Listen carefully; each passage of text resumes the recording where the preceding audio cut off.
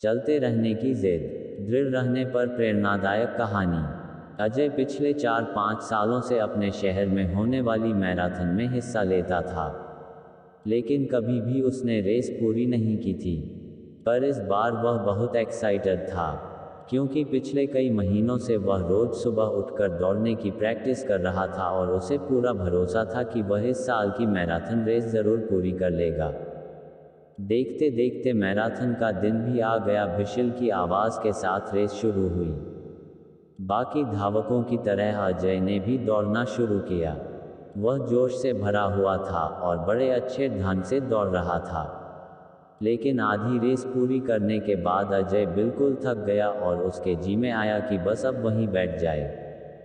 वह ऐसा सोच ही रहा था कि तभी उसने खुद को ललकारा, रुको मत अजय, आगे बढ़ते रहो। अगर तुम दौड़ नहीं सकते तो कम से कम जॉग करते हुए तो आगे बढ़ सकते हो।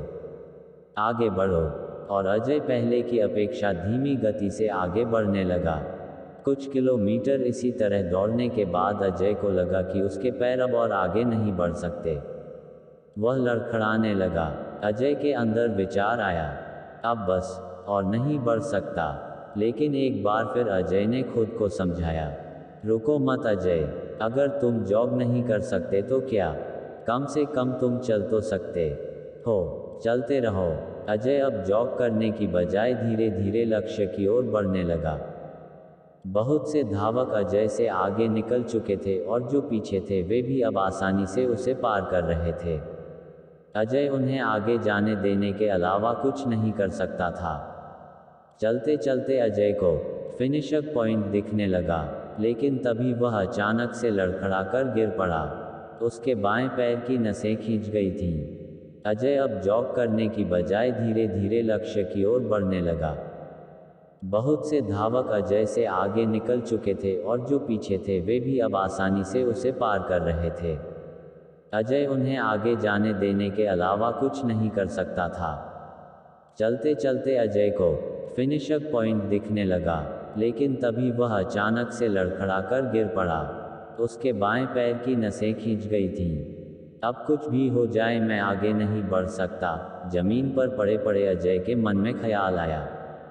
लेकिन अगले पल ही वो जोर से चीखा, नहीं, आज चाहे जो हो जाए मैं ये रेस पूरी करके रहूंगा। ये मेरी जिद है। माना मैं चल नहीं सकता, लेकिन लड़खड़ाते लड़खड़ाते ही सही इस रेस को पूरा जरूर करूंगा।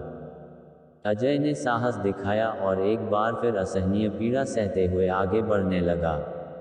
और इस बार वह तब तक बढ़ता रहा जब तक उसने फिनिशर लाइन पार नहीं कर ली।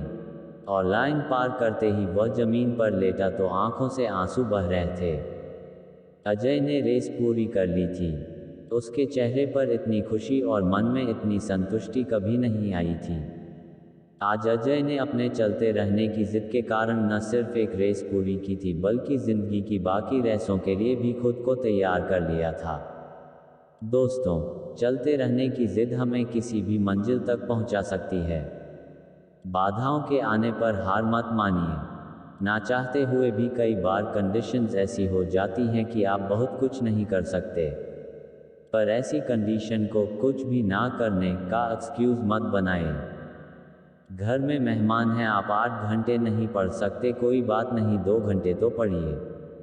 बारिश हो रही है, आप 10 कस्टमर्स से नहीं मिल सकते, कम से कम 2-3 से तो मिलिए। एकदम से रुकिए नहीं, थोड़ा थोड़ा ही सही, आगे तो बढ़िए।